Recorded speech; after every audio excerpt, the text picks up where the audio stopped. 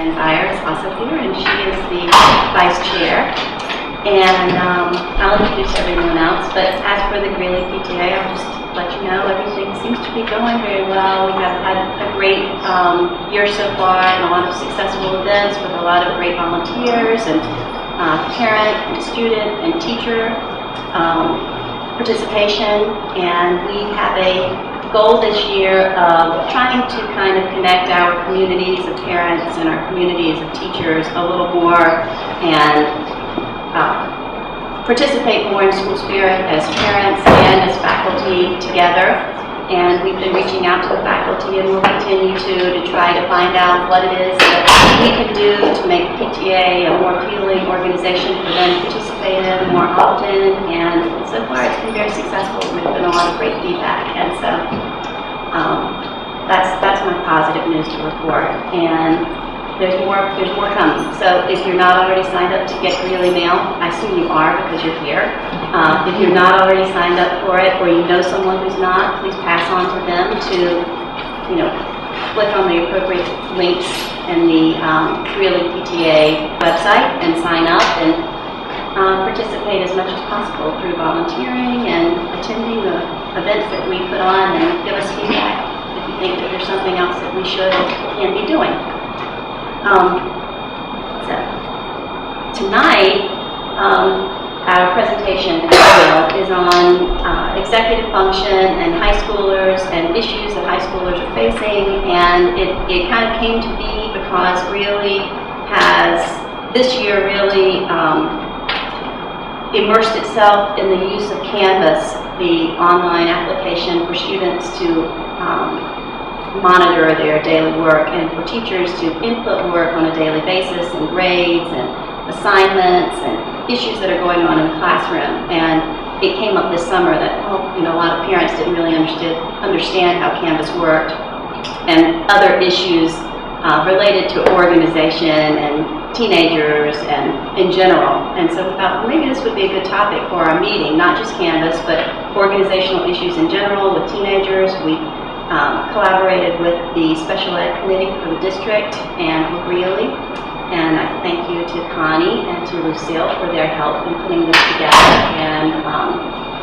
And we came up with the idea that maybe this would be a fun topic to talk about, and it would be timely with Canvas, and especially because there's the new app, if you don't have already, on your cell phone for parents to use Canvas. And it's, I understand, just up and running and maybe a little bit of a work in progress, but you'll hear more about that also.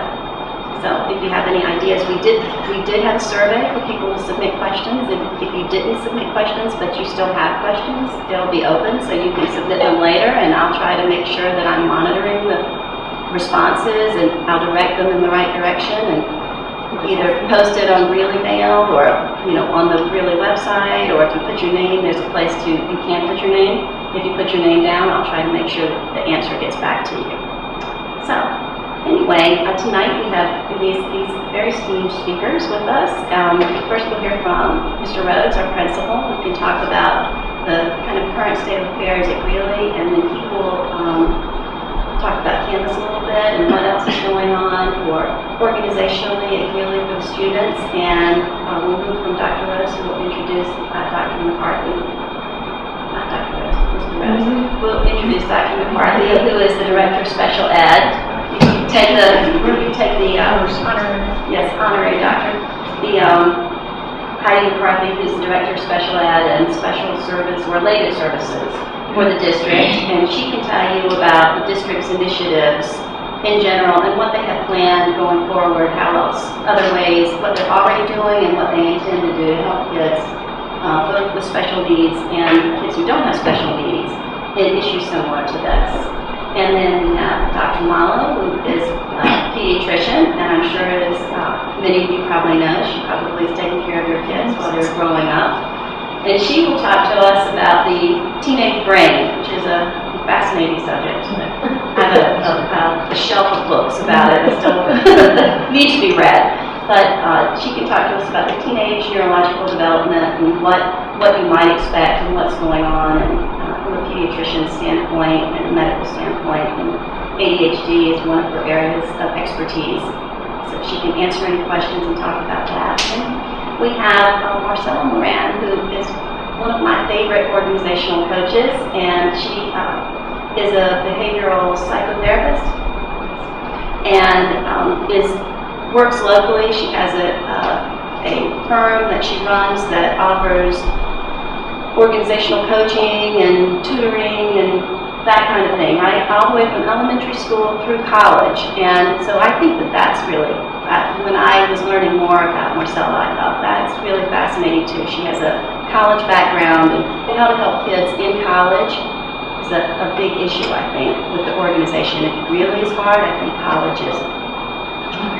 And so she can talk about that. And then finally, we have Mr. Montori, who is our esteemed professor from the Social Studies Department, taking off 2 years to work on technological advances at Greeley, I think, right, including Canvas and other online initiatives that Greeley is trying to really promote to, you know, our school is now super wired, and so the kids are, and so we're all trying to get together with them so we all can keep up with the kids. And Mr. Montori's ahead of them, so that's great for us. And he's going to talk to you about Canvas and walk through what the kids have access to on Canvas and how, if you can understand it, so you can hopefully help them understand it better and use it as a tool that it can be. So, anyway, Mr. Rhodes. Thank you. Welcome. It's good to see everybody. Thank you for coming out on a Thursday evening. It feels like a Tuesday because the days of the way the days have come around in school. I just want to speak to you for a couple minutes about Canvas, and I want to talk to you about you, and I want to talk to you very generally about teenagers, just because I've seen a lot of them. And I have 3 almost teenagers of my own.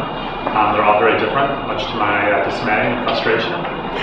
So I've gone through a lot of trial and error, and I'm sure we'll continue to do so. Canvas was a system that the district started to adopt about a year and a half ago, Joe, does that sound about right? And they wanted to do 3 things. They wanted to have a system that could promote independence and build skills for students. They wanted to have a teaching tool and platform where we could store lots of stuff that made sense. And they also wanted to have a standard for the district. A year and a half ago seems like a long time, but even then you had teachers on 3 or 4 different systems, and every kid was managing a different system and had a different login and a different browser, and you or a parent wanted to track it to know which teacher it was and do. And we really wanted to get to one standard so we could say to parents and students, you go to one place, everything's here, everybody uses it, now let's talk about the best way to use it. We're not managing lots of different things. So that would help with independence and skills because everybody have the same information. There'd be transparency around student work, and we're now in a technological age where the expectation is, and it's not very difficult, that parents, students, and teachers can all have access to the same information. So if we just go literally to the grade book, even if you go back 10 or 15 years, the grade book was something that sat on a teacher's desk.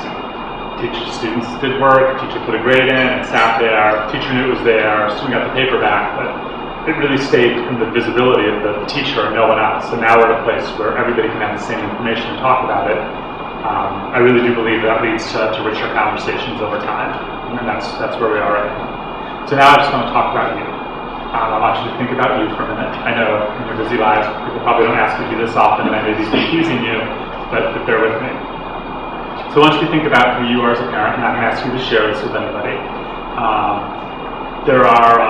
I think there's a spectrum of sort of parents and how we are with our own organization and how we feel about that. So there's what we do and how we feel about it.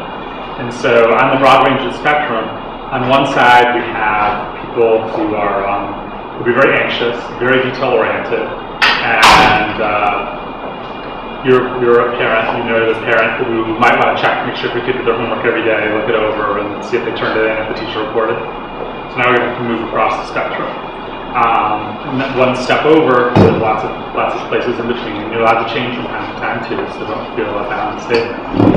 You talk with your son or daughter on homework like once a week, sort of check in how they're doing. If there's a paper laying around, you may read it and try to engage in a discussion. That's one step over. And another step over is you make sure to read the interim progress reports, check their grades, just want to make sure everything's okay. When we go all the way over to the other side, you're the parent, you're probably having more fun than the rest of us. That's one way to know you. Whoever checks your kids' homework and grades, it's their work. I'm not being bothered, I'm too busy. So that's like the sort of the full spectrum about how you feel and how you might be organized or how you feel about how your kids. So you can think about where you are. And that becomes really important because what the tough realization is our students are very separate from us. So now let's talk about a student spectrum. Same thing. So you have one student who may or may not have the student who come home every day, wants to start the homework right away, has detailed notes, if it's not written neat enough in their book, copies it over, checks it off, does it early, has a friend over later, has them read it, asks you to read it. You got it. Everything has to be triple checked.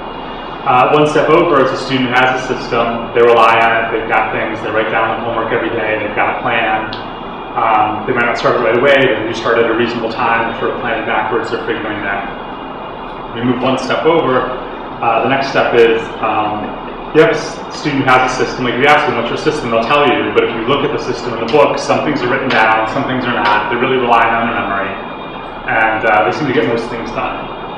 And then you've got the student all the way to the other side who has no system, and you know that student because in their backpack there's a lot of crumpled up papers in that, what's in there, not in there, you don't know, and so not using any system. Okay, so there's a spectrum. So where we have trouble as parents and students is if you're a parent or student and you're here and the other one's over here. That's going to generate the most conflict. Right? The closer you are, the easier it is to try to align what it is. And I found this out with my own kids, so I'm not going to tell you where I am or where they are, but I've had to fake it, pretend I'm someplace else to try to work with them and get them to move. And we all know the difficulty with children is they're moving targets. Students who come into high school in 9th grade may not be that organized, but they tend to get a lot more organized as the challenge goes along. And some of that is just developmental, and some part of it is biological, or even neurobiological, and that's why we have some wonderful speakers here to speak with you about tonight. So in thinking about it, just remember where you are, where your kid is, and try to work with them where they are and then move forward. We have lots of resources here to help you, whether it's technological, with Joe Montori and Zach Arnold, with those things, whether it's just you want to talk things out with a counselor, just concerns you want to share with an administrator. But we really are here for you and your kids, and we want to promote their learning and growth over time and transparency and the conversations around this information and what they're learning in school and how they're doing and how they're developing their skills over time. So without further ado, I'd like to turn it over to our esteemed panel this evening. We'll speak to you in much greater detail about things that I'm not fully informed on, so I'll become an audience member as well. Since you started at the podium, I guess I can walk over. I'm not familiar with podium. So I'm Peggy McCarthy, and I'm the Director of Special Education for Berkeley District. And perfect segue from what you were saying, because I'm going to talk about a spectrum also. Because my responsibility in the district as the Director of Special Education is overseeing the programs and services for students who are classified by the Committee on Special Education as having a disability. And within that classification, students may have significant disabilities with their executive functioning. That spectrum goes all the way to... Could you please speak a little louder? It's really hard to hear you. Sure. Yes. That spectrum goes all the way over to a student without a disability, who may be one of the students that Robert was talking about, and just having difficulty kind of keeping organized, or maybe it's not difficulty keeping organized, maybe it's more of a motivational thing for some students, or a maturity, or whatever. So it's really difficult to, I know one of the questions was if I can give numbers. It's a moving target, we can't give numbers, right? But we've got students who have disabilities, who are receiving special education programs and services, who have goals developed for them, and some of them may be around their organizational skills, their work completion, their study skills. We have students who have 504 accommodation plans who don't require specialized instruction to address those goals, but may require some accommodations, such as extended time, such as some support in those areas, to students who don't have either, but are still struggling with keeping organized, okay? So when we hear tonight about kind of strategies and whatever else we're going to hear tonight, kind of also think about that spectrum. So now when you think of the spectrum from little ones all the way up to high school, and that transition to high school, it's a fairly large one for many students. If you think about students in the middle school, they're in a team. So there's this nice cocoon around them called the team, their core team, and people that are readily available to discuss with each other, because that's how the system works at the middle school level. And in the high school, it's a larger environment, and it's more difficult to have those conversations amongst teachers so readily. And so students who are struggling with organization to begin with, that may have kind of been kept okay in that cocoon of middle school, now are coming to the high school. And between the difference in structures, the excitement of being here, all of those things developmentally, maturationally, what's going on with them, as they're changing into young adults, all those things are playing a part of that. So one of the things that I wanted to tell you about is that in acknowledging that this is a question, concern, area of interest for many parents, we're going to be holding a parent university on Tuesday night, November 29th. We're going to be having that in the Bell Auditorium at 7 o'clock, and we're going to put it on the website so that there's kind of an RSVP process, so we have an idea of how many people are going to be coming. And we're going to have professionals from each of the levels here in the district to talk kind of comprehensively about executive functioning, and then break up into leveled groups so that the teachers, the psychologists, the people who are presenting can share with you things that they're doing in school and things that you could be doing at home to help. And we may be hearing some of that as well, but it's just another opportunity to get more information about it. So there'll be more announcements about that as we get closer, but if you're interested, continue to be interested on November 29th. Joe has also graciously offered to be available that evening, so if we get an idea that there were parents who couldn't come tonight that would make that night, or if we want to have an additional session or whatever, we can certainly arrange to have that be a component of the high school kind of breakout sessions. I'm chomping at the bit because there's so many things I actually want to say, and my practice is, when I first started my practice, I thought that it would be full of elementary school kids. And I was so amazed that really the majority of kids I have are high school kids. That when they're in the middle school, the lower schools, and they have those teams or those houses, depending on what district that you're in, and they are like in that cocoon. And parents are very involved, and the teachers are involved, and everybody knows what's going on. And then ninth grade comes, right? And then they're independent, and ninth graders come walking in, and it's a new life, and they love it, and they're not going to have everybody looking over them as they did in middle school. This is great until week 3, and then it starts missing work. Or they're getting a phone call or an email now, from the teachers to the parents, and then they realize that they don't have it as well as they thought they were going to have it, or it's not as much fun as they thought it was going to be. Yes. Okay. What makes us disorganized? And I think it's good just to even be able to look at this. And these are the executive functions. And the executive functions are housed in our frontal lobes. And I always say this is God's joke on us, that the frontal lobes don't fully develop until we're out of college. Like, hello, we need these when we're in school, right? So some of the things that we always find with kids that we work with who are really disorganized, they have trouble with their working memory, working on a couple of things at the same time. Some kids will say, or use the term, well, I can multitask. And multitasking really isn't the right term. It's really multi-switching. And they really have a hard time with bringing up old information into the present and doing a couple of things at the same time. It's really difficult for them. Hindsight. I love these two, the hindsight. I have so many parents who will say to me, I'm so frustrated with my child because they never seem to learn their lesson. They are constantly working to 2 in the morning on Sunday night, and they are just so tired on Monday. Right, hindsight, we just really don't have the hindsight. Kids who are really, really disorganized. Foresight, thinking ahead, right? I see like parents are smiling, you get it, right? If you have a disorganized child, and we all know a disorganized child, you all know one. They have a really difficult time looking ahead, planning ahead. Concept of time. I work with kids who as young as 6, as old as 56.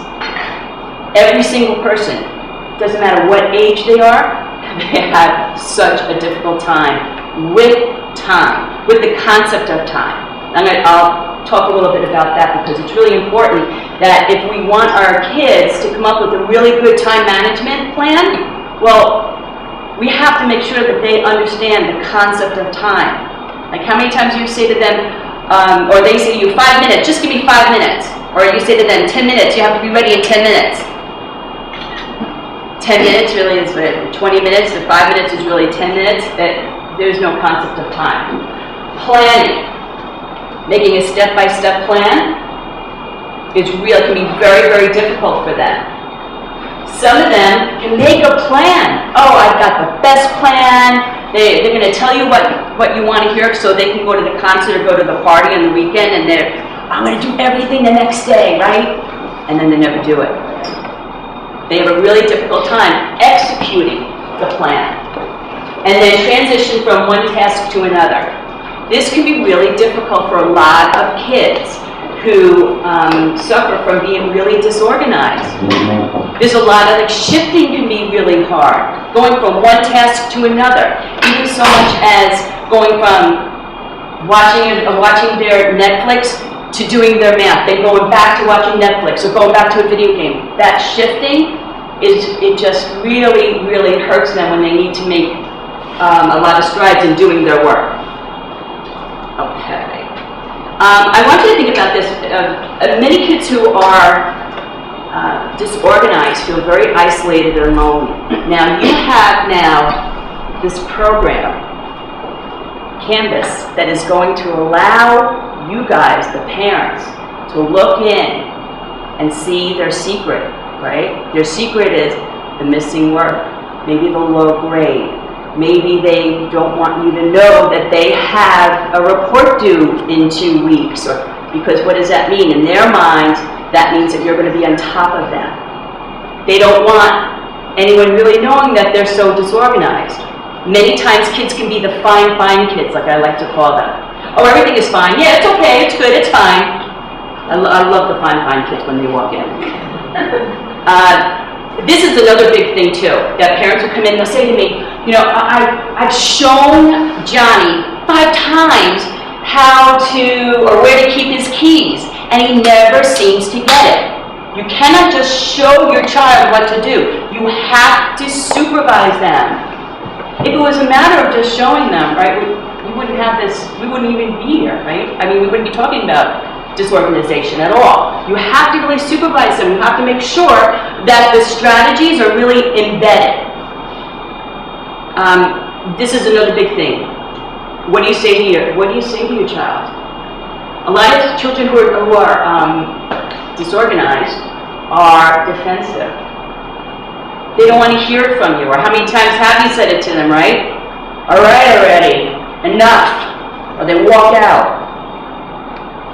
The best way to approach the conversation about getting organized is to really let them know that you're on their team. If you feel frustrated, walk away. They can hear it in your tone. How many times, and I've heard this from so many of my kids I'm working with, how many times have you been accused of yelling to your son or daughter? And you're not yelling, because clearly you know what yelling is, right? Right? I'm right there. I have 2 kids myself. And they'll say you're yelling. It's the tone in your voice. Even when we get frustrated, right, our tone changes. They can pick up on it. When they think that you're yelling, they shut you out, right? Tell them that they're not alone. We can do this together. Maybe they know what they want, maybe they don't know what they want. But have a conversation with them. Ask them what strategies have worked for them. Try to keep it positive. And if they think something has worked for them and you clearly don't think it has, ask them why. Try not to be defensive and say, you know, put your head to the side and your hand on your hip and really?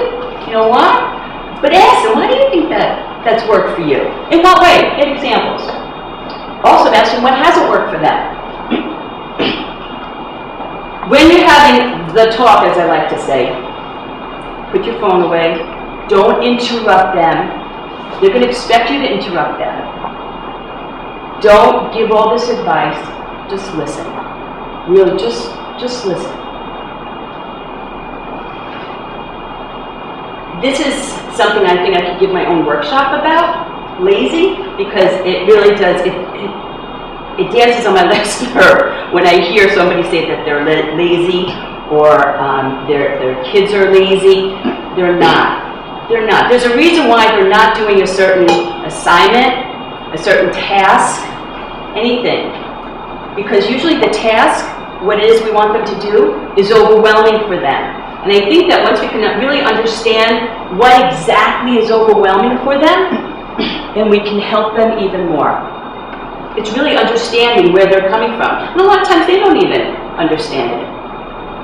Procrastinating.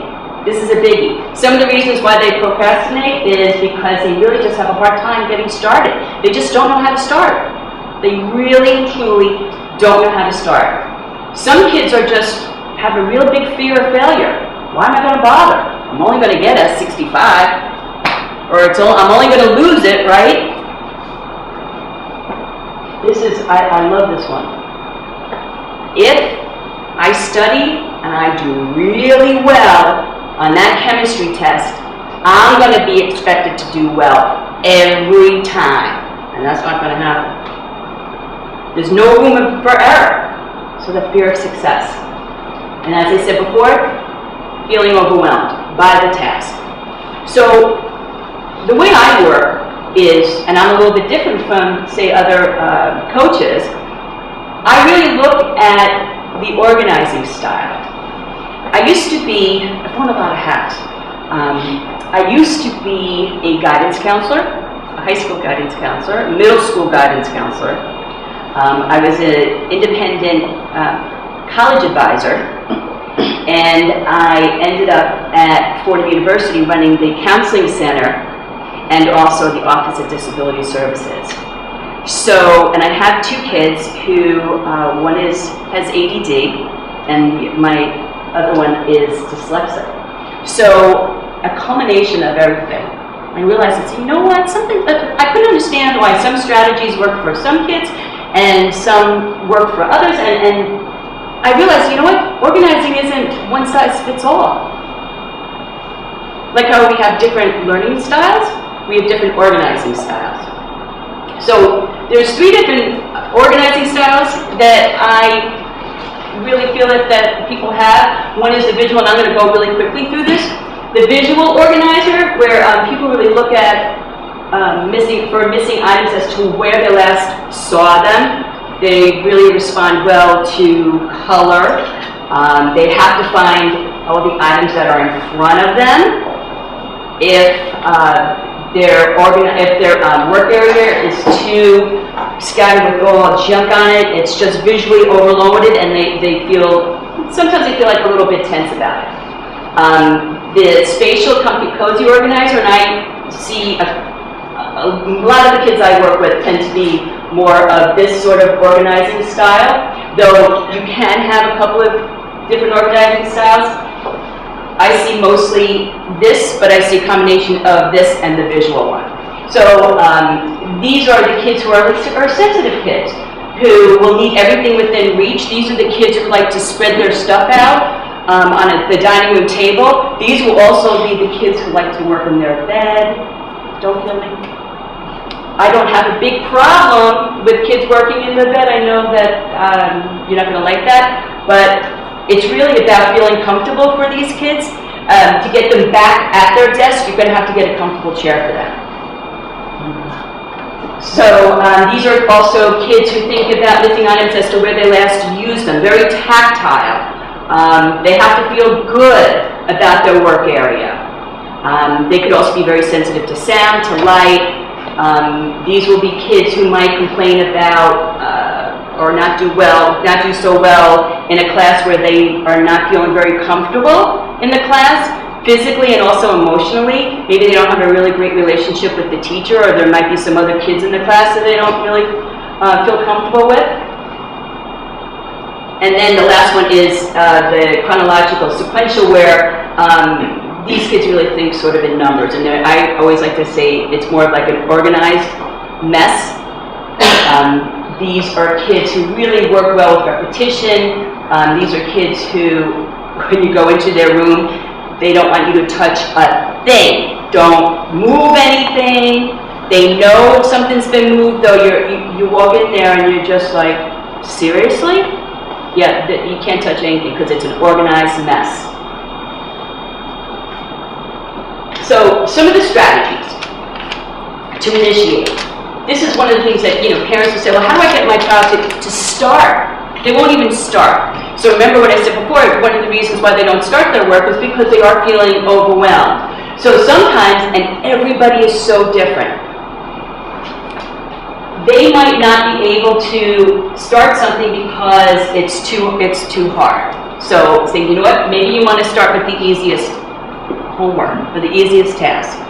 Or if you find that they are melting down, not melting down, but that's what low words. Well, some will melt down. If they're really having a harder time focusing and paying attention, whether they have any sort of attention issues, then you might want to suggest to them that they do the hardest assignment first, because as the night goes on, what's happening to their level of attention and focusing?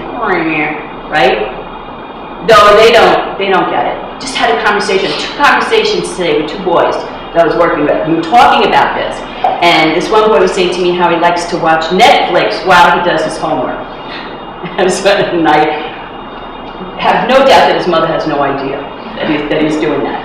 So when we're talking about doing the work, and he says, I can do it, it makes it easier to do the hardest assignment when his math. So he watches Netflix while he's doing math, which is just such a horrible combination. So I said, I'm not telling you not to watch the Netflix, and the homework isn't going anywhere, right? You have to do it.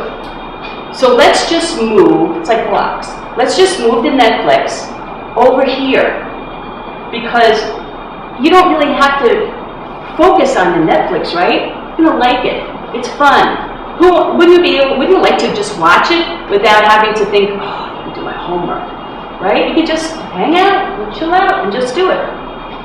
If you do your homework, even though you don't want to do it, but you have to do it, if you do it at this time where you can focus more and really have working much more efficiently, get it done in like half the time maybe.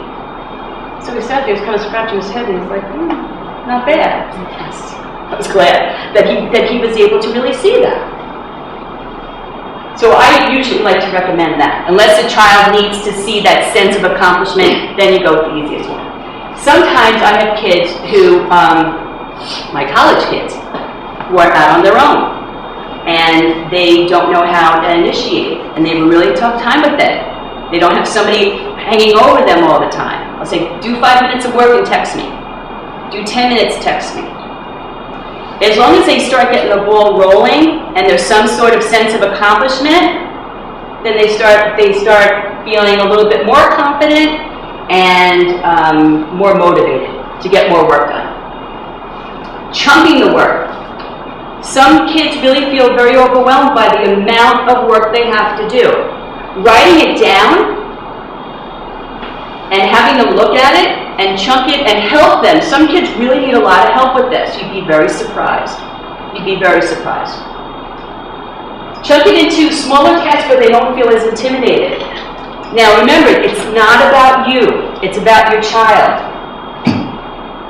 They're not organizing the same way you're organizing. And remember, their frontal lobes aren't fully developed. And intelligence has nothing to do with this. The majority of my kids are incredibly bright, which makes it more frustrating for them.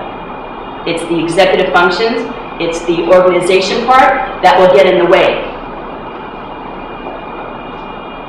So prioritize your time. You know, this is when we're doing time management. Some of the things that I think that it's pretty important to show you this. This is a time timer. I'm not sure, maybe some of you might know of this.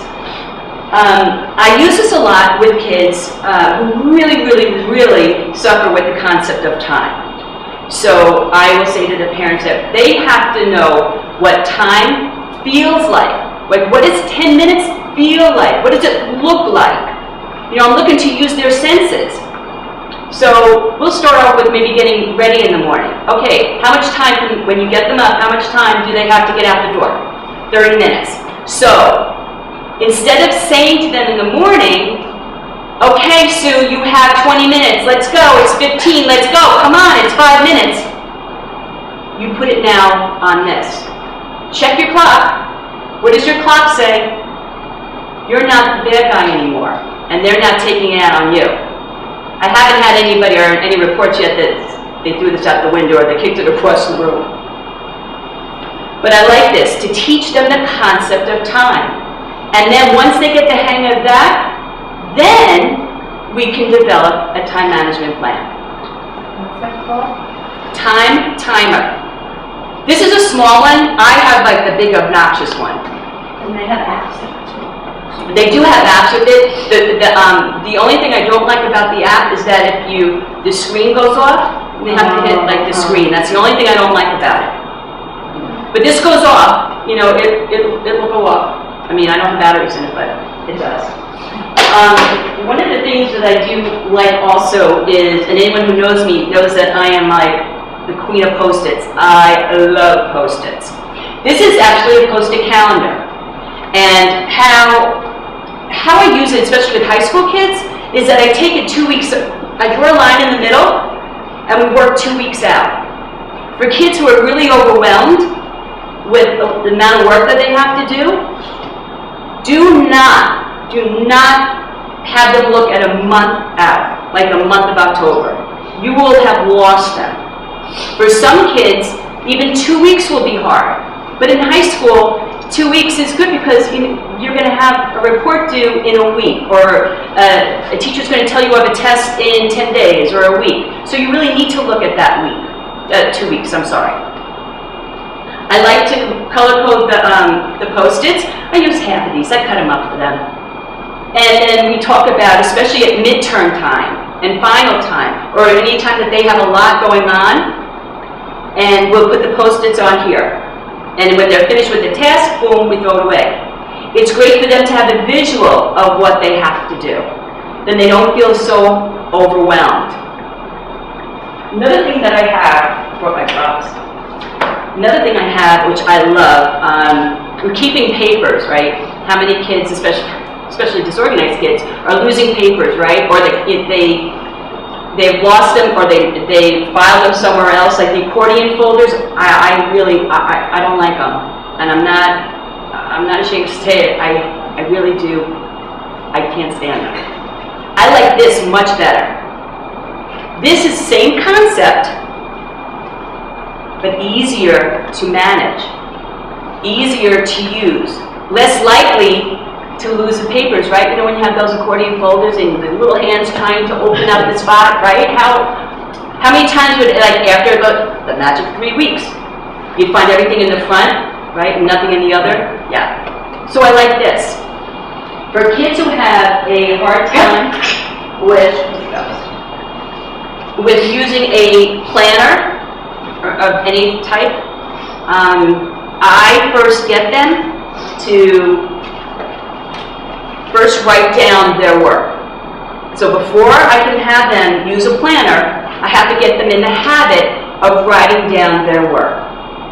So if they're using one of these and the teacher is not posting their work, especially if the teacher isn't posting their work on Canvas or something else, I have them write it on here.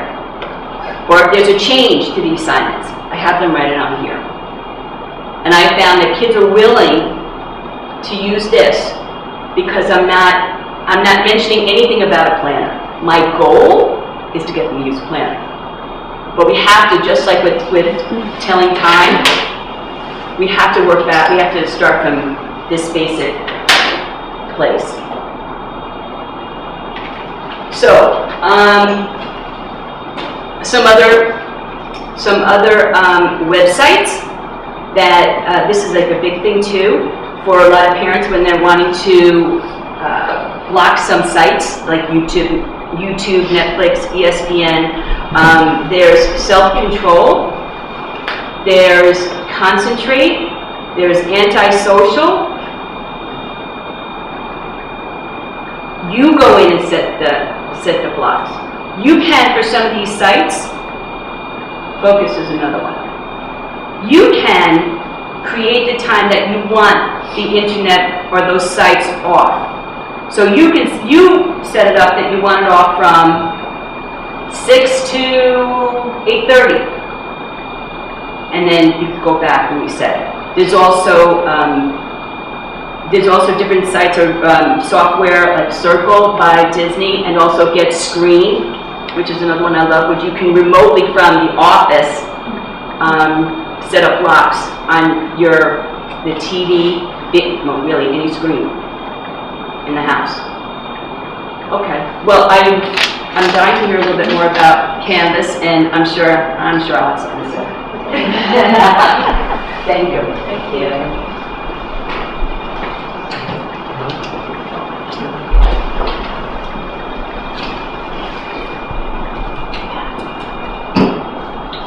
Just my question, should Dr. Marlowe go next? Yeah, sure. Mine is, Shutting down. a lot's been touched upon, so it's fine. I feel like every time I think about all these issues, I have more questions than answers.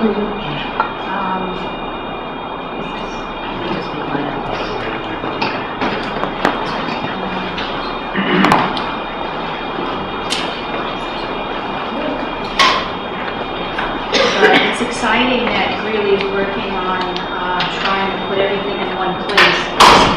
Clearly, at the high school level,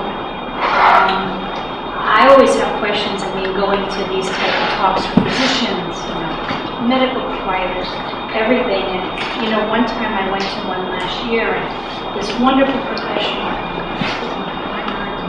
had all these slides and this, video of all these like flashing colors and pictures, and then at the very end asked a few questions as to what happened in one of those slides, and I couldn't answer any of them, and it was like an audience about maybe 5 times the size. And then, well, who could it? It was myself and 2 other people said, "Oh, look at that, you have ADD." I said, "I do." Wow, I never knew, And so for me, it's always just more questions as to, well, what is all this needed, why now, and how come not ourselves going to school? Much of what Marcella was saying, I'm sure a lot of our spouses fit the criteria. I know my desk is often an organized mess, but I do know where everything is. That's okay, Billy went to school quite a long time. No one ever said anything as far as I know. So I always feel like I always have more questions. I think the challenge for many of the kids in our community is, there are those kids that we know early on in elementary school that, need extra help and clearly, get the services they need, and parents advocate quite well. Middle school is, you all said, there are these teams, and, a lot of it is the social implications perhaps.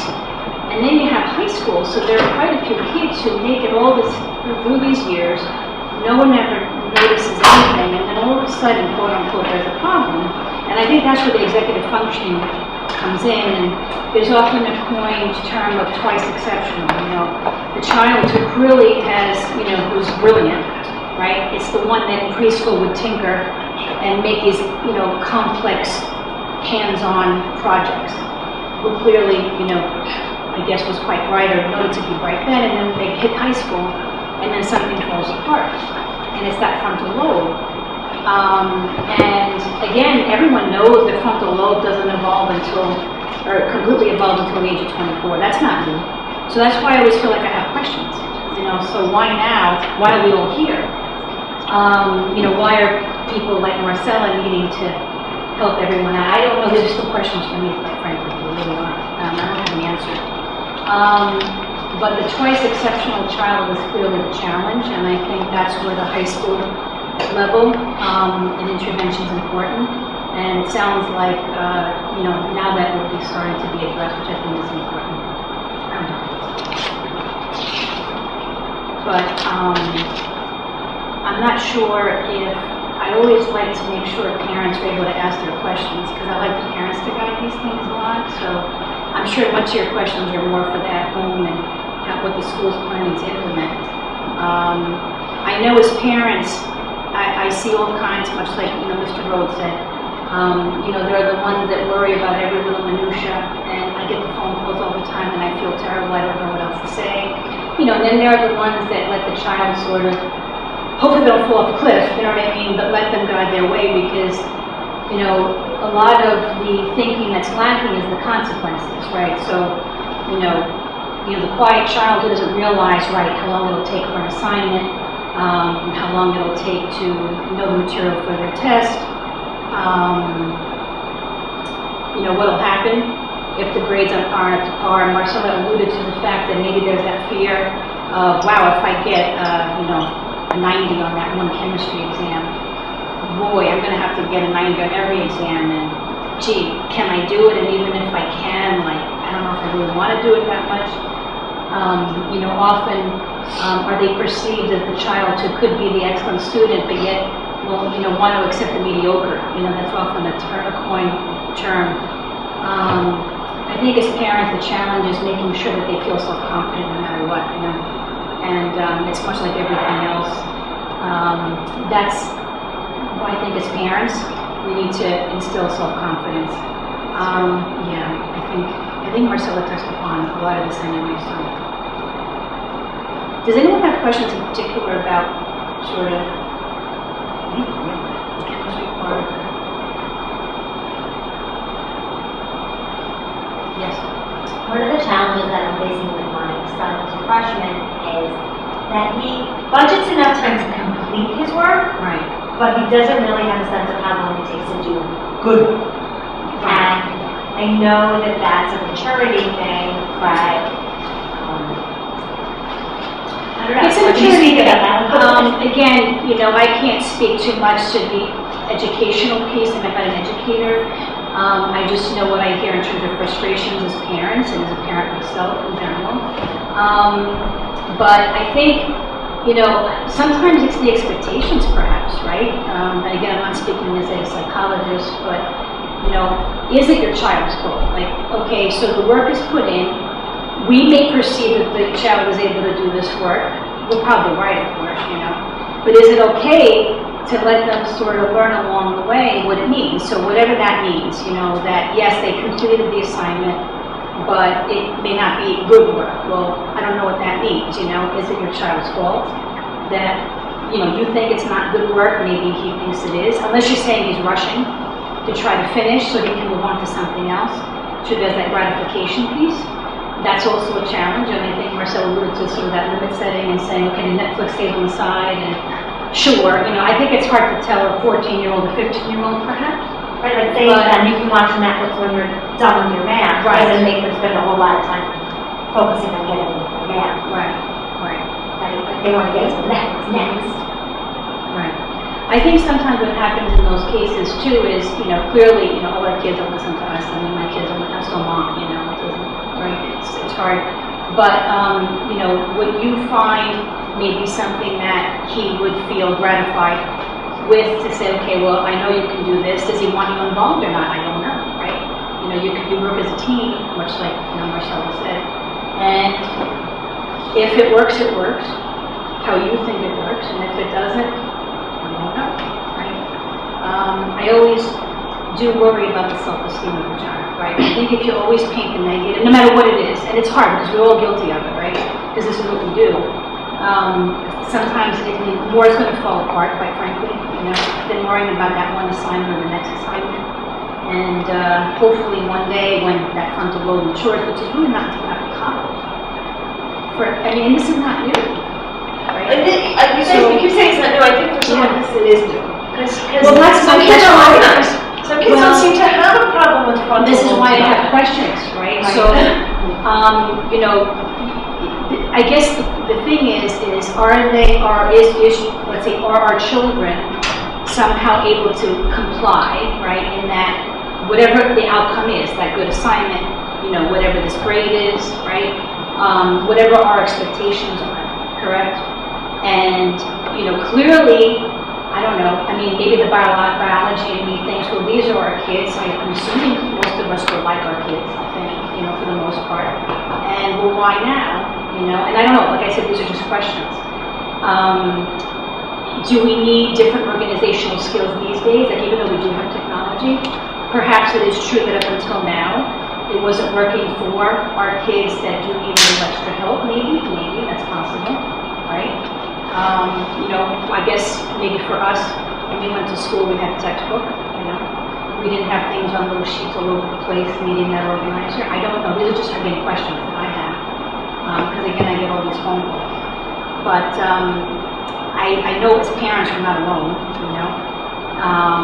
And I think it's what the needs are for organization that are the difference. And that's right, it's not new. I mean, this is not, it's not like frontal lobes are maturing slower now than they were, quite frankly, 50 years ago, you know? I don't think so, you know? So, I don't know. Again, like I said, I always have these questions. But I think what happens in high school that, or the first time, like, we don't know, and what happens is those twice exceptional kids, and there's a lot of work on that now, and I think it's all in progress.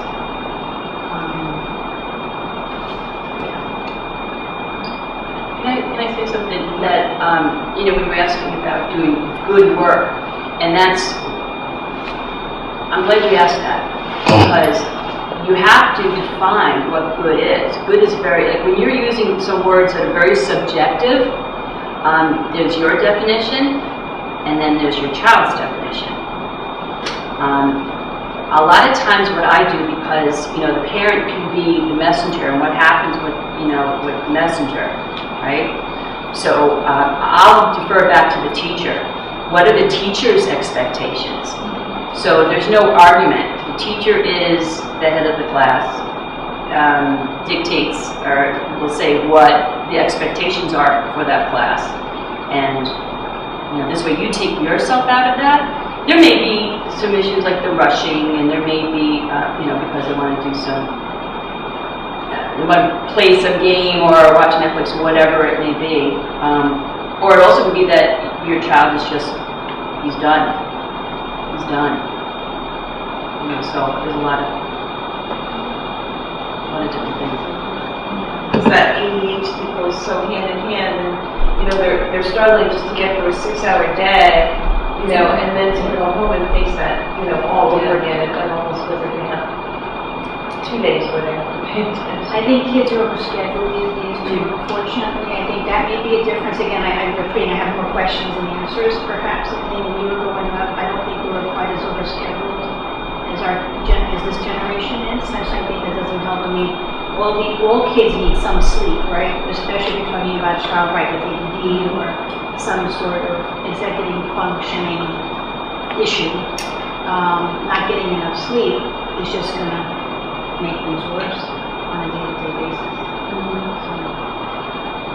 My concern also is, particularly at the high school level, and I've had 2 kids who have graduated from Greenway and one who's a senior, and it's suddenly rather obvious to me that the teachers may not fully appreciate the amount of work that they each assign per night. So any one assignment in of itself may be perfectly reasonable, but when you're taking 6 and 7 and 8 courses, it very quickly becomes overwhelming and perhaps unmanageable, even if you are organized, even if you have all your systems in place and everything's working. And what I'm witnessing in our household, it's the sleep, lack thereof. And it's starting to become troubling.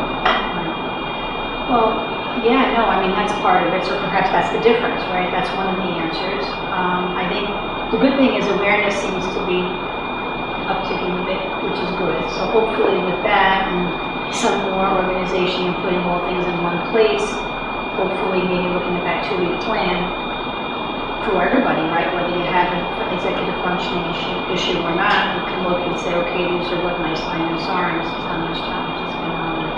Sleep is a big question, you know? I mean, even the AAP says, and we've said this before, but, you know, the school day really should start later, you know, for middle school and high school age, so. But, you know, is it much earlier now than it was when we were growing up? I think it depends. I don't think so. So again, I still have questions, right? But perhaps I think kids are overscheduled after school on the weekends now, there's no question. Commitments, you know, if they do participate in a certain activity, whatever it be, you know, whether it's a sports activity or art or anything else, I mean, the commitment that's necessary these days at younger ages is a lot greater. But that can also be a counterbalance to the academic demands and being indoors and focused on books and papers. Kids need to have other outlets, of course. Right. So where's the balance? Right. I find that when, and I've been in kids in that type of situation, and something does have to give, usually something has to give. But what I do, and I agree that when you do have a schedule like that, it's so important to really put it on paper so they can see. And also, and you as a parent, you can see too where there is where there are pockets of free time. I'm not saying, okay, from 3 o'clock to 5 o'clock you can nap. I'm not saying about that, but where you can really utilize your time. It's hard at this age to stick to a schedule. Really, even the most organized kid, you know, it's hard.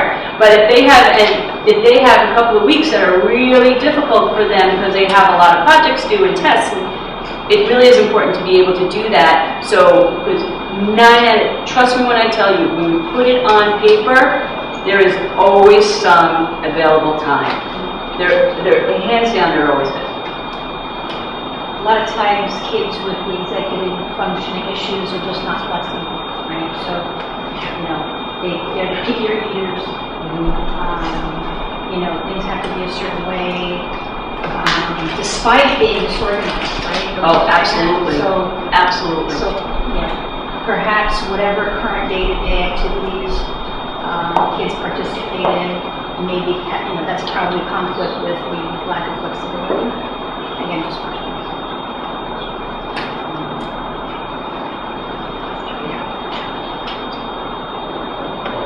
Yes, question. Okay, so as we're talking about Canvas, which I don't want to talk about it more, and you're talking about using the agenda, you know, I've been working on this for years now, and now it's like Canvas kind of works against that. Because why do you have to write it down if you could go home and check it on Canvas? So I don't know if there's ever going to be now that transition to really get the agenda being used, if we could always look at the Canvas. So I don't know if, you know, is it still a goal to get them to use an agenda? Is it even necessary?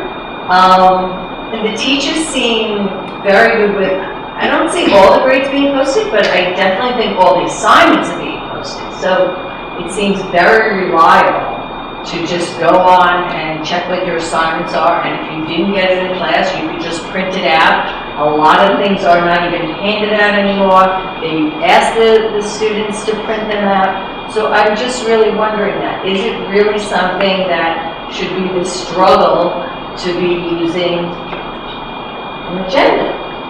My experience is that when everybody, you know, all the teachers and staff, when everybody's on board and everybody uses it, and there's a uniformity to it, then that really helps the situation. When there's also a calendar, when they give, who does this? Edmodo does this, Scarsdale does this, where, and I'm not sure if Canvas is doing this, where they give like a monthly, okay, so there's, if everybody's inputting all of their assignments, and then you can click on a calendar and it shows what they have to do, that's perfect. That's perfect. That's what you want. That's what you want. Yeah. That's a good That's a segue. good Yeah. segue, Mr. Montori, I think. Okay. But we do have a calendar, What yeah. you're saying though is visually trying.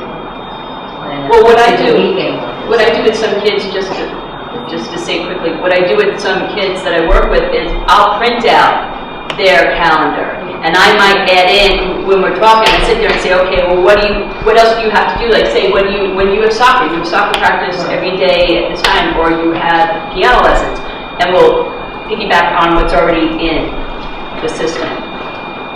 Okay. So, yes, I'm Joe Montori, and I'm a social studies teacher here at the high school. I've been here since 2000. And I guess I'd also like to mention I'm a parent of 3 boys, and I also have one child with some significant learning disabilities, including dyslexia, dysgraphia, and mild Asperger's. So,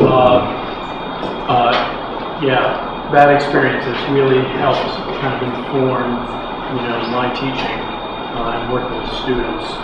So I'm really excited to be here. I really thank our special ed department and PTA for putting this together. I think this is really important. I've been working with teachers on Canvas for the last year and a half almost now, and it's a work in progress, and people are all at different places, but it's just like students are all in different places.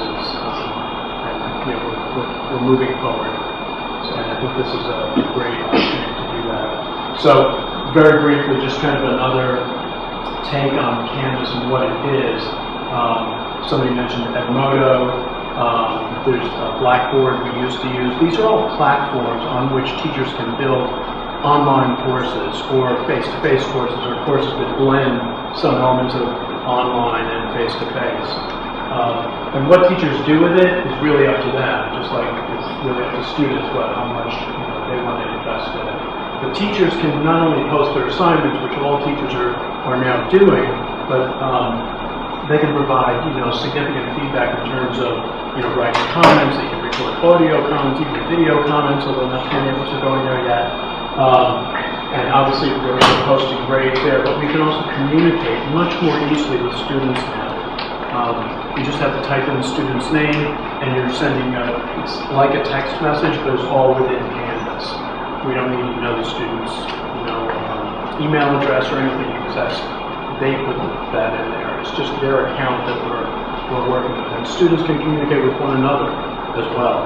So there's a lot of powerful aspects to it that really don't relate to what we're talking about tonight, but I just wanted to kind of mention that. I'm kind of an evangelist for Canvas. So, as I mentioned, this year, all storable assignments are on Canvas. Every teacher is putting them on there. But there are other features that you should know about, and I'm going to be speaking about these. One of them is a calendar on which all assignments appear. Teachers can also make announcements and send, as I mentioned, messages to individual students or to whole classes or to groups of students. There's also a discussion board feature. Some teachers are inventing flip classroom style videos of themselves, lecturing. So the lecture is done for homework, and then in school, kids are, answering questions and working with that material. And students can form groups. Our clubs are now using Canvas for students to communicate with one another. So, it's not just a storage place for coursework. It's really an interactive environment online. So, in thinking about what I wanted to talk to you as parents about, especially regarding student organization and executive function issues, I picked 2 basic tools within Canvas, because I know as a tech coach, if I tell you too many things, you're not going to remember any of it on the same way. So I thought I'd start with these 2 things, and then maybe next time, if I do this again, we can touch on other aspects. The dashboard is I'll show you some screenshots in a minute, but this is where kids get based on a to-do list that they don't even have to create. It's created for them by their teachers. When teachers post assignments with due dates, it goes on the to-do list. There's a coming up list, which is like an extension to the to-do list, but it's things further down the road.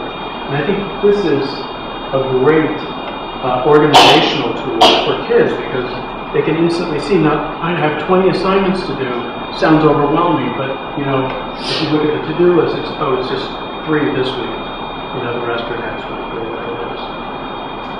Then there's a recent feedback item, where you can look at things that have been graded by your teachers and any comments and scores that the teachers provide. And then there's the calendar, which I think everybody knows what a calendar is, so we'll just take a look at that when we come to it. So this is the dashboard view in Canvas. There's a kind of a main menu here to navigate from. And then there's a course card for every course that the student is enrolled in. And I think a lot of students, when they get into Canvas, they're going to click right into, you know, one of their courses and look at what they need to do. This area over here, though, is what I want you to focus on. And I think, you know, if you're looking over the shoulder of your son or daughter, I think this is an area that you want to point out to them. It looks very bland, it's not colorful, there's no pictures, but it's got a lot of important information. So this is the to-do list here. And you can see that there's 2 items in this student's view of things that are due in the near future. These are clickable links, so if you clicked on the highlighted text at the top, you go right to that assignment. So it's really easy. It's not like you have to hunt around in folder after folder, which Blackboard was kind of more like that. This is a big advantage of Canvas. Everything's linked. So you could click right into those assignments, you could click right into the course, you know, from here. There's some little icons here with, you might be familiar with this from other social media. If there's a little number here on this little megaphone, I don't know if you can make that out, but it's a little megaphone. If there's a number on the, oh, here's one. There's a number on the megaphone, that means there's an announcement that you're hitting on. There you go.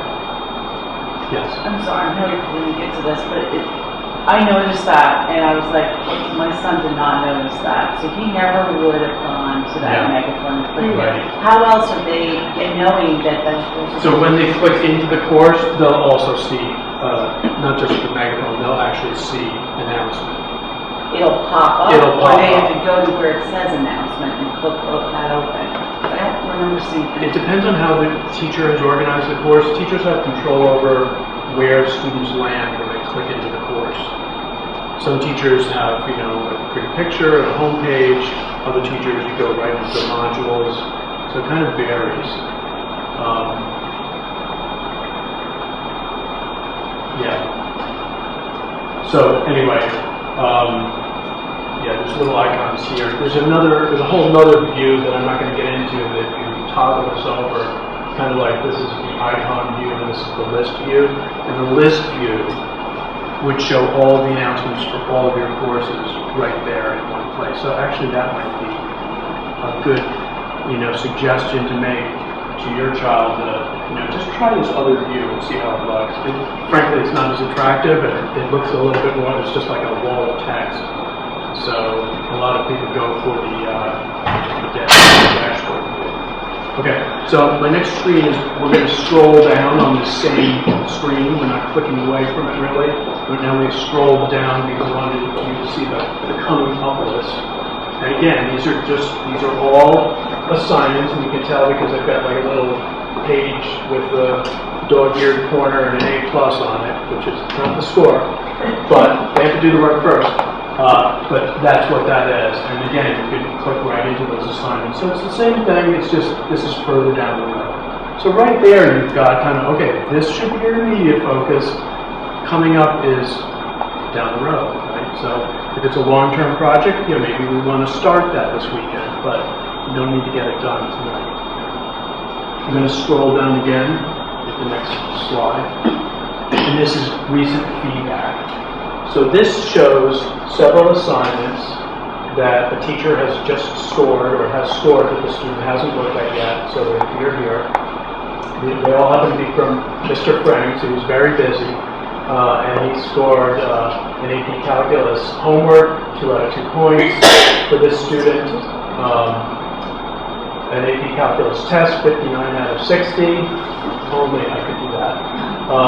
And then another homework there, 2 out of 2 points. A little check mark there means, you know, it's been scored and it's done.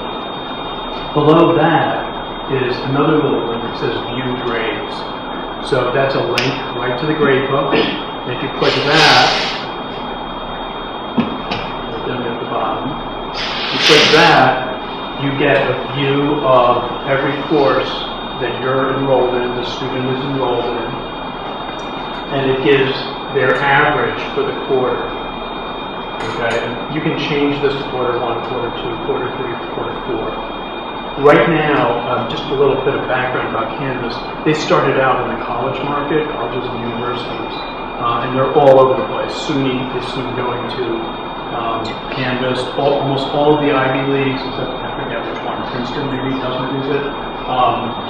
So, you know, all the top tier colleges are using Canvas, so this is also another, you know, good leg up for our kids. But it's only the quarter grade. They have not yet changed the grade book to really reflect K-12 needs. So they added quarters last year. It's kind of like, oh, we need quarters? Okay, here's quarters. But there's no course average capability yet. So we're only seeing quarter averages here. We still have to use Infinite Canvas for course grades and semester grades. But that's going to change. Canvas is catching up, and they've got a whole new grade book that's going to come online. We don't have a date yet. But all the stuff you're showing us, this is only if you have your kids log in. This is not on the parent app at all. Right, and I'm going to show you the parent app too. But I wanted you to be able to see what your kid can see, so that you can work with them, and hopefully you can look over their shoulder and help them, kind of analyze this. And I know with my son, I shouldn't be telling you this, but my kids go. I live in Hoback, and my kid came home in 6th grade with, I think his English average is 77, Dad. I said, that's a good score. It's more than half. I was like, no. That's a great score. But anyway, it's an opportunity for conversations with your child. And how are the students trained on this? Like one of the classes, would they know like the ins and outs? I know they know they're using it, so they actually know, but they know all these ins and outs that you're trained on? No, honestly, kids are also all over the place, just like teachers. Kids and teachers who kind of, are into technology and adapt to it, they dove in. And a lot of other kids and teachers are just kind of learning. But we've supplied a lot of tools for kids, so I didn't think of mentioning this, but there's a course called Student Life, and it's where all the clubs reside for kids. And within that, Mr. Arnold, my counterpart, and I developed a Canvas training section within that. And so it's got tutorials, it's got videos.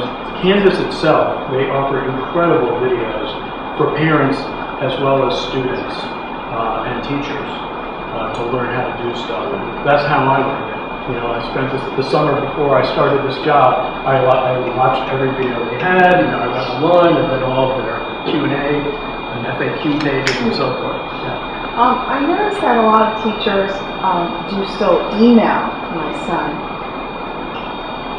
When you have a child who already has organizational issues and they have to go to various things that was discussed, is there some kind of policy that's coming down through the administration to the teachers to try to consolidate everything to Canvas and just keep it easier for kids? Because he's not seeing his email. Kids aren't good at this developmental level to check emails, I've noticed. Are they emailing it through Canvas, or are they emailing it through Canvas or outside of Canvas? Separate. I think they're emailing it through Canvas, which means it would still be in Canvas. No, it's not through Canvas. Yeah, I don't think the teachers are up on using the messaging system. And it just seems like, it's the whole point here I'm making is we need to help our kids get organized. Yeah. The organization has to be really sharp from the top down, and it's not. Yeah. And until it is, our kids are going crazy, and we're going crazy. Yeah. So it's like, how quickly are they going to roll out that level of tight organization? This is the direction we're moving in, and that's why I had a student 2 years ago who told me when we were moving to Canvas, he said, Mr. Montori, I'm taking 7 classes and I'm using 6 different platform, course platform. 6. And I said, no, I don't believe you. You're exaggerating. And he named them for me. And yeah, I was blown away. Part of the reason was he was also taking an online course through BOCES. But okay, so 5 here. 3. So now we're on 1. That's a huge step. And now we're as I was just kind of looking to Mr. Rhodes, I think that might be a next step for us. So it's good to hear that. Maybe trying to move teachers. I think it needs to be a mandate. Or Or just doesn't happen. I mean, in terms of, there's 2 ways we're thinking about it. And that might be the next thing. The first thing is to push everybody onto Gradebook and mandate the 1 use. So I think, I may be wrong, like any organizational strategy, you've got to get your first couple things down first. You can't do 6 things at a time. And so that's where we are. And we have really big numbers. So you've got 1,300 students on, you've got 130 teachers on, and let's say 1.5 parent from each family. That's under 1,000 people. That's a lot of development to manage in different places. So the big things now is that all assignments are on, all scoreable work is on, and it's on, and people can access it. And then maybe we need to build out from that. And we know there's going to be some hiccups and some bumps, and it's going to take a couple of years, but we are going to get there. We also know we can't do everything at once because we want to support the teachers, and there's some people I'll probably have to beat up a little bit. But I want to avoid your bad, lazy labeling language. That's not going to help people move forward. The teachers really do want to have the students have it. The students want to be successful. So whatever you notice is helpful. Which doesn't mean we have Joe here and Zach. But in her case, though, if a child has a designation, either 504 or IEP, that they can work through, like the case manager or. Let us know. Yeah, I'm surprised that teachers use email at all. I know kids almost never respond to emails. That's it's not a technology they use. But if not, could the parent or the student go to the teacher and say, go to the teacher or come to an administrator and say, I need help with this. This is. So they can contact, I don't know Canvas yet, but they can contact the student through the announcement on their site, and that would be as good. It would be the same thing. It's a message instead of by email. It would be through that. Yeah. So there's 2 main forms of communication. One is announcements, and the other is the messaging system, which is referred to here as the inbox, which is a little confusing. But the inbox is for individual messages or group. It could be groups too. But I think it would be fine to suggest to the teacher that, you know what, it would be really helpful if you use this messaging system, and then they might say, I've never used it before. And then you can say, call Mr. McCord. That's a great idea for the next staff development. Yeah, and it's really easy. It's super, it's easier than email. But people don't, it's like one of those things, you just never notice that button there, so you don't click it, you don't try it. And as Mr. Rhodes said, it was a big effort to try to instruct everybody on the Gradebook. It's huge. Hundreds of people hours this summer and this fall. Yeah, and how to structure assignments and online versus, paper assignments and so forth. That was a huge learning curve, and I think we're there now. Pretty much everybody knows what they're doing. We all still make mistakes, but we're moving forward. So maybe that's our next step. Yeah. Assignments also. I don't know, are there any guidelines for teachers about making assignments, or can they do it if they want? Could I ask to hold that question, and let me just show the calendar, because that's really for Mr. Rhodes. Absolutely. Okay, that's okay. Can I ask one question about the messaging before Yeah, you get sure. on that? If the teacher's trying to message a student, is that the email that students have that you otherwise can't use to email, like the first 2 letters and your last name, CCSD student or something? It's not that. It isn't? No, you just type in the person's name, So and they it don't- pops up. It's Yeah. very easy. It is. And so students go to their account, and they put in the email address that they want to use. And so if they want notifications on the phone or the email that they got a message in Canvas, it'll also go to their email. but they don't have to look for it there, they'll find it here. And you can also set up a secondary email, right? So I have one student where everything that gets posted, he's such a disaster, everything that gets posted comes right into my email. And I have one student where I have the notification set up where I just get his grades. So you could put in your email as like a secondary notification, and it has like a whole menu of things that you could decide whether you want to be notified about. In their campus, correct. Yeah. Okay, so I wanted to show you the calendar. It's very powerful, and you know, students get to it by just clicking right there. And it's their calendar. It's not the teacher's calendar. Even if they're looking at one course in the calendar, they're actually seeing their own version of the calendar, which a lot of teachers are confused about. So this is, you know, one person's calendar right here, and it reflects all of the classes that this student is in. Okay, so each of these different colors represents a different course, and the color rendition is not very good right here, but it essentially matches. So green is my course, Sustainable Futures. You know, yellow is French, and so forth. Every one of these things is either an event or an assignment.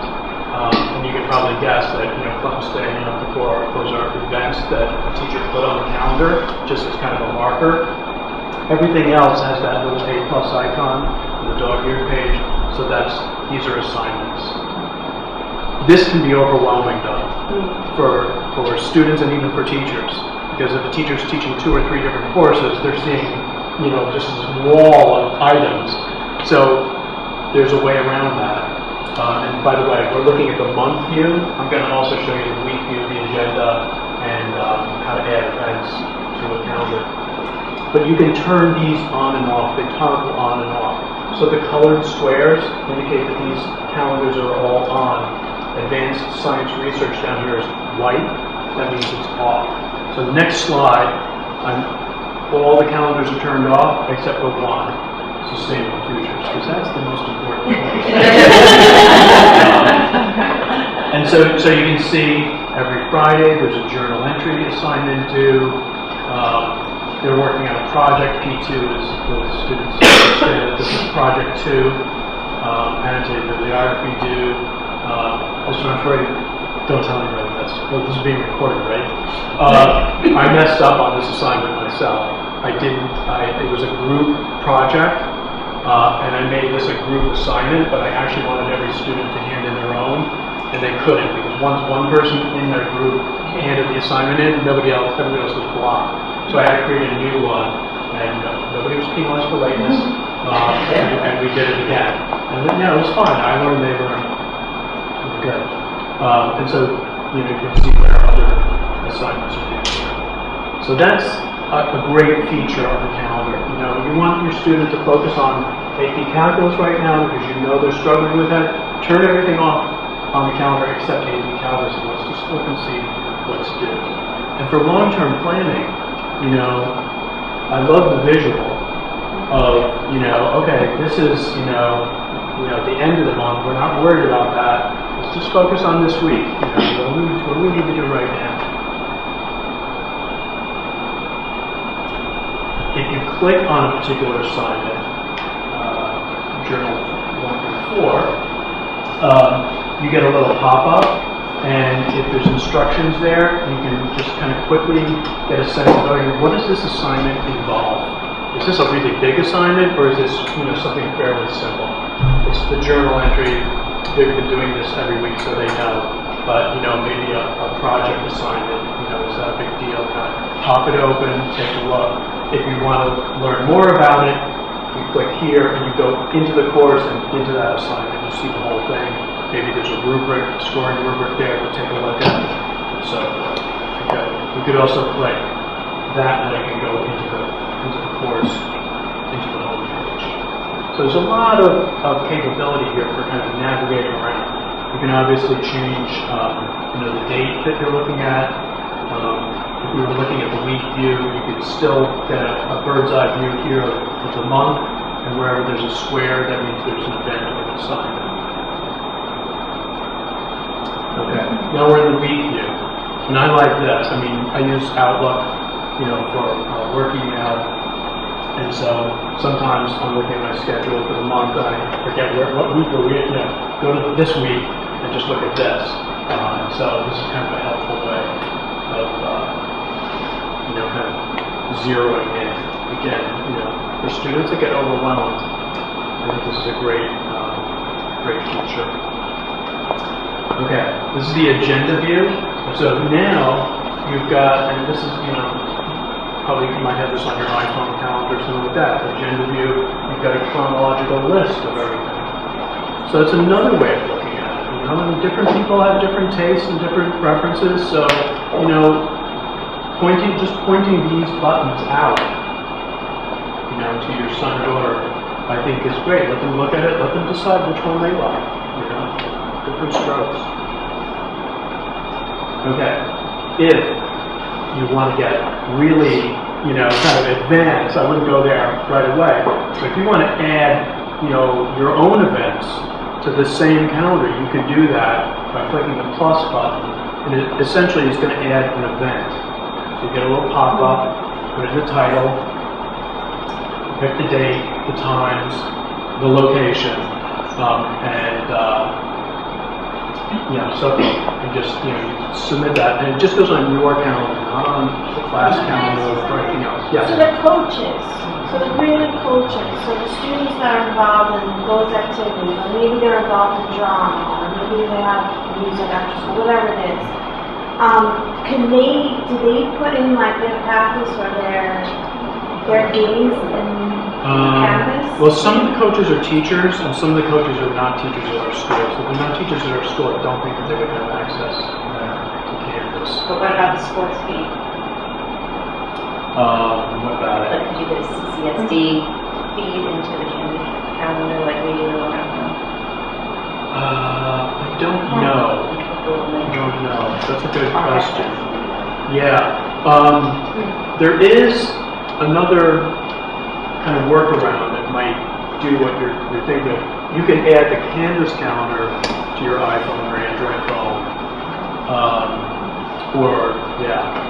So if you click this link down here at the bottom of the calendar, you get the calendar feed, just like you've got the Chappaqua calendar on the Horse Reading calendar on your phone, you can add the Canvas calendar, and it's just the student's Canvas calendar.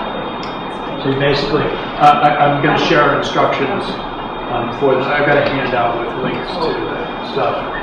But you basically copy that URL address and you paste it into your Google Calendar or your iPhone calendar or what have you.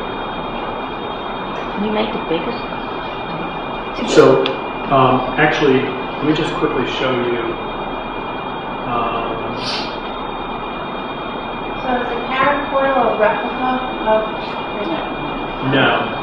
The parent app? Yeah. No, it's not.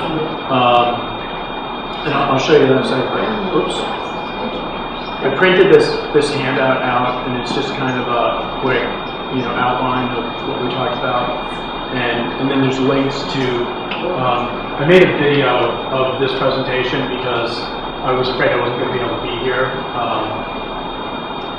So I've got that and a link to the slideshow and calendar syncing directions. So if you want to do that, And this one will be posted to the. Canvas Parent, the app, there's the instructions too. Yeah, we'll work something out to make this available. What else? Oh, there's a place to give feedback to Canvas on the app. So as you use it, they actually ask us to get your feedback because it's in beta. It's it's not perfect. There are some problems with it. So they love your feedback. So I made a little Google form questionnaire for you to respond to. Yeah. So it's Mr. Graves. What's that? It's a Mr. Graves. That's feedback. That's great, right? Yeah. I'm just curious what the rationale was or is for there being two separate, like the student Canvas and the parent Canvas. If there's an app that we're all on our phones, why is it so complicated? Why is it uniform? One app. Yeah. Well, I think the idea is that parents, should not be in the assignment that the student is doing, is working on. And so to kind of create a little bit of separation there. Right, yeah, I mean, who wants to be on the assignment, but as far as even looking the same when you open it up, I think they look totally different. Yeah, it's the Canvas Parent app is very limited.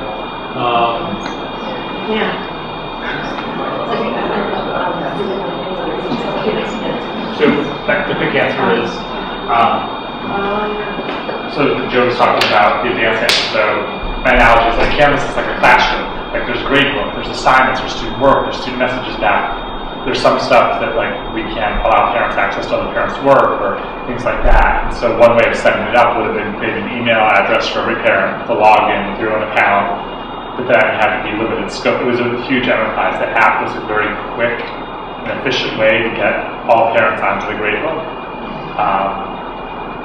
And this is our first step. We may change it over time, I don't know. But we wanted transparency was the goal right away, so that all parents could have as much access wherever you are on that thing. And that's why we did it that way. It is a little hard because it doesn't look the same and you have a limited window. And Marianne was asking some calendar questions too.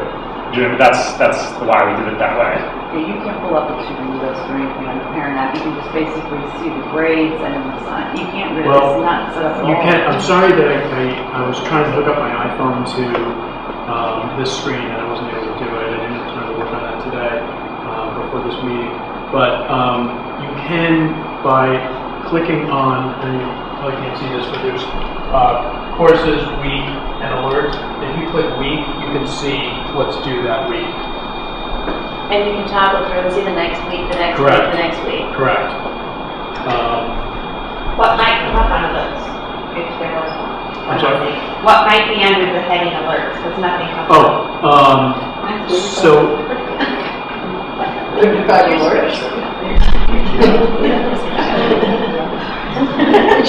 So I've got Zach Arnold here as my kid.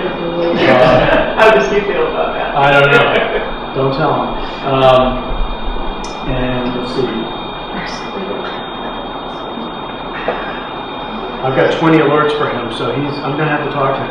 Does that mean that kids are clicking through and they're on top of there? Is that, I don't know. Mine says. Yeah, so alerts is graded work. So it's kind of like recent feedback on the parent app. So I've got course grade 100% on the professional development team. That's doing good. 101% for another course. 77% in SIS, Student Information Services. And that's it for that. Does the student have to link in for that, or is that automatic? Very quickly. We've got instructions here. They're links to our website. You can use the iPhone because I'm more familiar with it. But basically, you download the app like any other app, and it's free. You open it up, and you have to create an account. Your first name and last name, your email address, password, and confirm the password, the usual kind of thing. After you do that, then you need to link to a student. And so to do that, you have to find your school district. So you would type in Chappaqua. There's a quirk, a problem with the Android version of the app. And if you type in Chappaqua, it doesn't work. You have to type in this URL address, and don't ask me why, the University of Alabama. It's not an automatic admission, but you click next anyway, despite that, and you get the Chappaqua login. And this is what students see when they log in. It's just a bland username, password, and sign in button. Then you hand your device to your student. They type in their email address, or not their email address, their username and their password once. Once they do that once, now your app is connected to them. And you never have to do that again. Mr. Montour? Yes. In the campus portal, when you go through schedule and you click on a course, you can see truly the whole grade book. But I can't figure out through this how to see the grade book. There's no grade book at all. Yeah, so that's why we're still using the parent portal. So So in Once order to quarter- see the grade book, we still need to go through the campus portal. for now, yes. Oh, okay. That was But again, Well, can't Canvas you go through your is, child's? Can't- Can't you sign in as your child? You can see grades there. well, you could, but we ask you not to sign in as your child. Oh. Yeah. But Canvas is working on that, and we're hoping that you'll be able to see quarter grades and course grades in Canvas. And individual assignment grades as well, right? Yes. But they're still posting them to Infinite Campus? Teachers are going to be posting their quarter grades to Infinite Campus. But there's no way of getting individual grades now. We have to like scroll through and like, we want to. So on Canvas, you can get individual grades. There's no place that like lists them. Correct. Correct. Where will the assignment grades be posted? In Canvas. Oh, on the child. So basically now the parent has no access to any assignment grades like they did last year. And on Canvas, yes. Only through the kids, only through the child login though, not through the parent. No, also through the app, the Canvas app. You can't see assignment grades. Yes. I can. How can? I can, online, it says the assignment grades are there. Maybe it's the teachers not putting the grades there. That could be. So the teachers are unable to put it on campus at the moment, the assignment. There's no grade book on campus? Correct. Because, and one of the reasons we moved to the Canvas, grading is because some teachers were putting all their assignments on Canvas last year. Some teachers were continuing to use Infinite Campus, and then we had two systems. So that meant either, one group or the other had to keep two sets of books, essentially. And so in order to, again, try to keep things uniform, we said, okay, from now on, well, I didn't say this, but somebody said this, all teachers will put all of their assignments on Canvas. And then we began to work on, so how are parents then going to be able to access it? And that's where the Canvas app came in. And again, they're working on improving it. There's already, like I'm online with Canvas, like there's a forum, forums, and there's one for the Canvas app, and I put a link to it on here. So any, improvement that you want to see, they listen. They are incredible. I mean, they've added features that we asked for last year, and it's not like they can just flip a switch. They've got to program it, and make sure it works and so on before they roll it out. It's an incredible operation. Very impressive. Yeah. Can I ask a logistical question? Sure.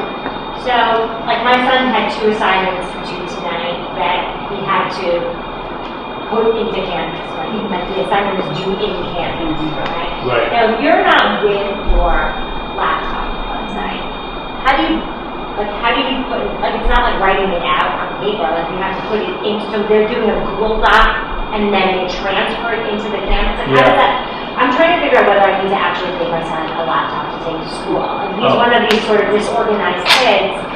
I haven't given him permission to take his laptop to school yet. Right. Is that setting him back? Is that making it harder for him? Because he doesn't need anything to be actually made harder for him. Yeah. It needs to be easier. I would say no, especially because most teachers are using Google Drive, Google apps like Docs and Sheets and Slides.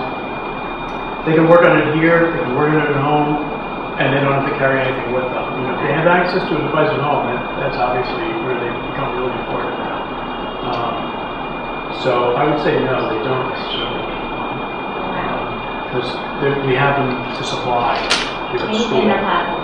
Yeah. I thought I heard that they're trying to do away with that or something. I thought I Do away with said what? that. Like, to reduce the amount of computers that they're trying to Google Chromebooks or something. No, they keep on. Yeah. So, I don't know. I could show you how to. If you can spend content on Google Docs links to Canvas. Okay. Essentially, I can explain without showing you anything. Essentially, you would open up an assignment, and you get a little window, and if a Google Doc was one of the options to submit it, or the option to submit it, you'd see a little, address bar, and you paste in the share link from the Google Doc into the Canvas window.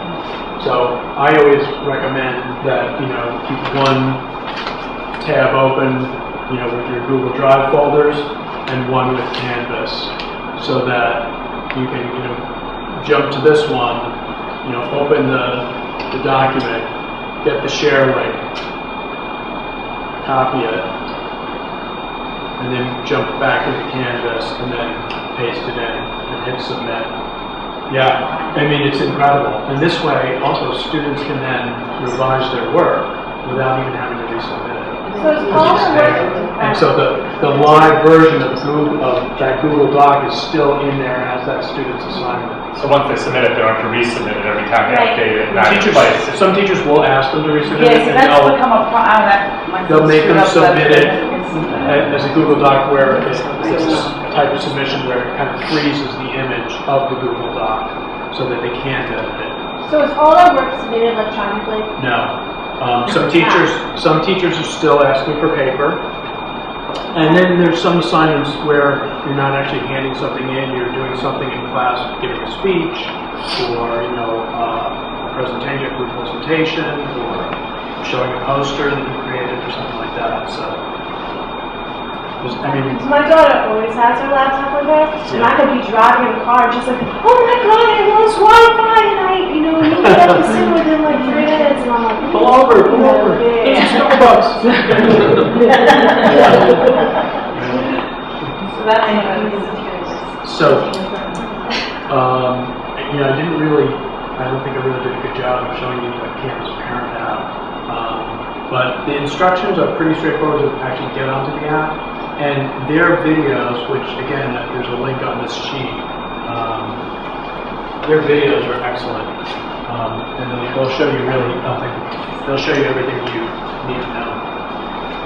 So just a couple of things. So are things like the fact that where there's an assignment and it says missing, and then I freak out at my son, but it's not really missing, it's just that it wasn't actually something that had to be handed in. Those things are going to be addressed, and also the fact that they're rounding up grades or downgrades so that the actual number is not, they don't take in tenths of points on the Canvas app. And maybe Mr. Roach can address the rounding. But in terms of the missing, that has been a problem. Yeah. Sometimes it'll say on the app, it'll say that assignment for your student is missing, Right. and it's not.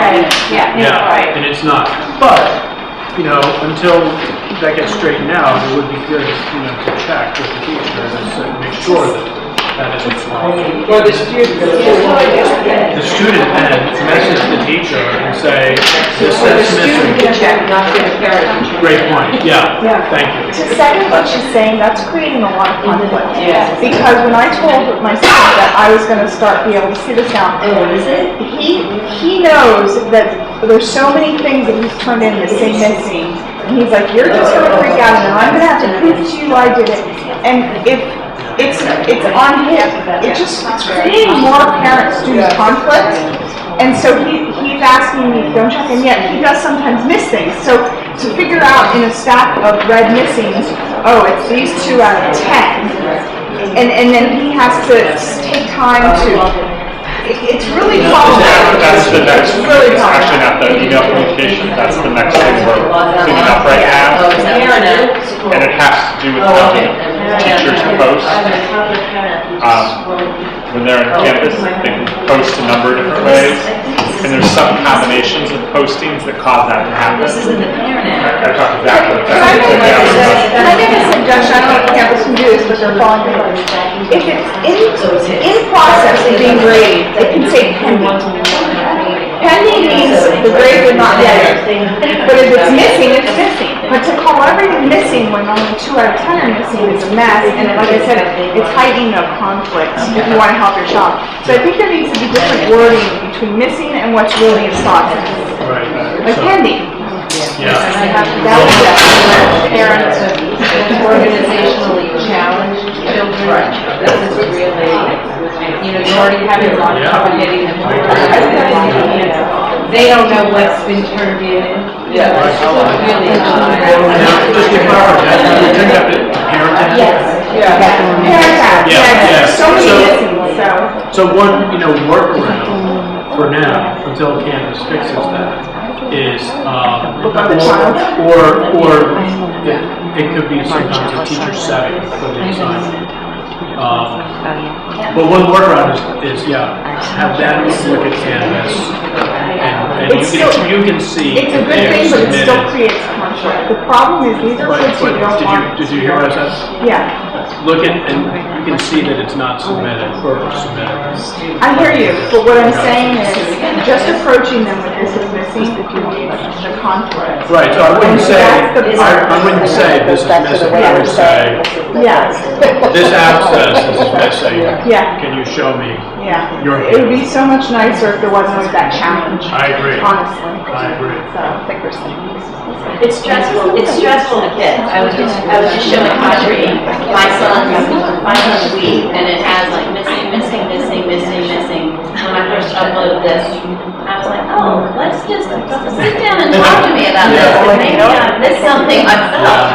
I'm following mine, and he was like, what is that? This is crazy. And he opened up his and showed me, and it's obviously not an issue, but I think it's however it's been tagged or labeled or input by the teacher.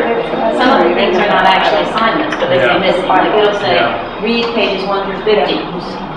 And then the deadline passes on that. I saw that assignment. Right, it's not scoreable. So It's not a scoreable it's assignment. I missing. mean, it's an assignment to do, but it's not something that's missing when the day comes and goes and you've gone to class.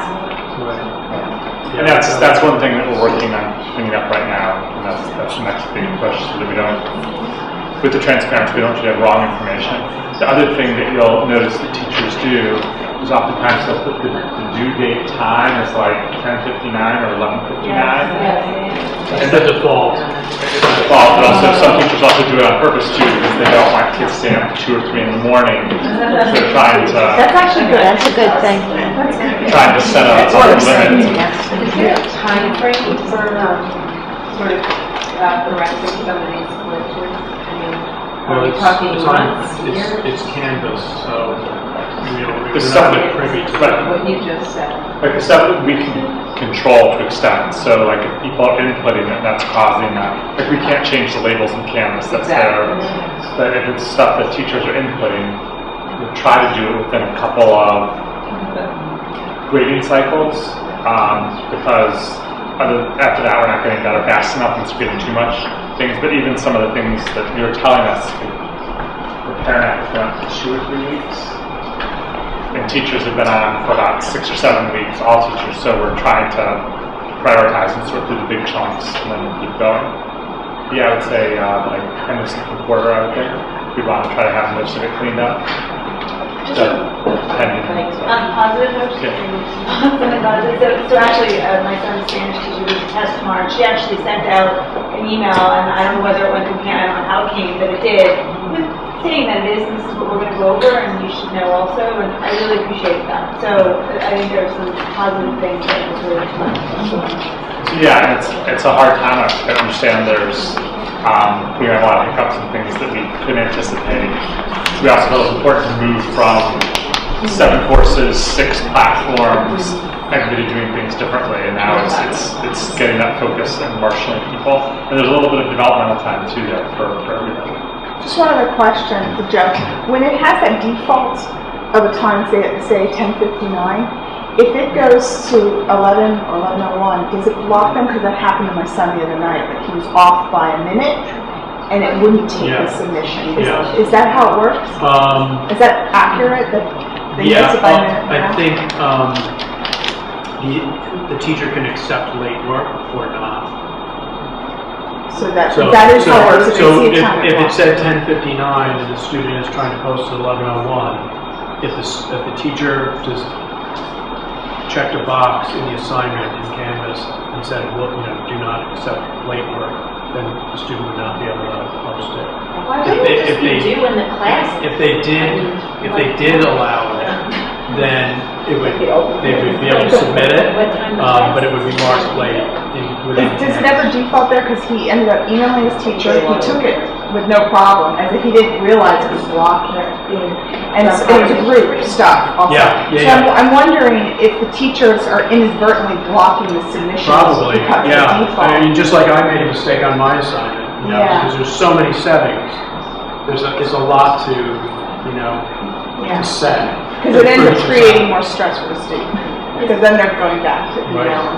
I have a question. For teachers who were prior to Canvas, extremely organized, and they have years and years of information that's organized in different applications and websites and Quizlets out the wazoo, can they upload their Quizlets and everything else that they do? Like the teachers who were really...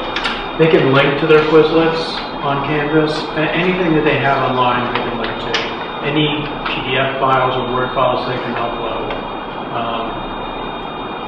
I think, you know, I'm painting with a broad stroke here, but broad brush. But I think a lot of teachers who did everything on paper and had everything on paper, they're not the type that are going to say, "Oh, let me upload it all to Canvas." You know, they're going to upload a file at a time as they need it, or that kind of thing. But yeah, it is possible. I'm thinking more of the teachers who were, you know, really with it from a technological standpoint beforehand. They used different platforms even than Blackboard, but they, you know, had to kind of discover their own place of storing their information. Yes. So most of them are, you know, kind of figuring it out, and you know, they're kind of mirroring Zach and figure out like, okay, so I was using Quizlet, should I keep using it, should I transfer everything? There's quizzes within Canvas that you can use. You know, there's Today's Meet, which is a in the cloud discussion board that some teachers use. There's also a discussion in Canvas, so which one, you know, you want to go, there's pros and cons. I think some people are still using things that are outside of Canvas, which is fine, you know, but they can link to it through Canvas where all students have access. So that, even for those teachers, it kind of saves them because it's one place everybody can go. It's not like, okay, type in this web address, which who can type in a URL accurately? I can. So, yeah, there's still helpful for that. And you're very late. I want to thank you. We'll be here for a few minutes to give you some questions. Thank you.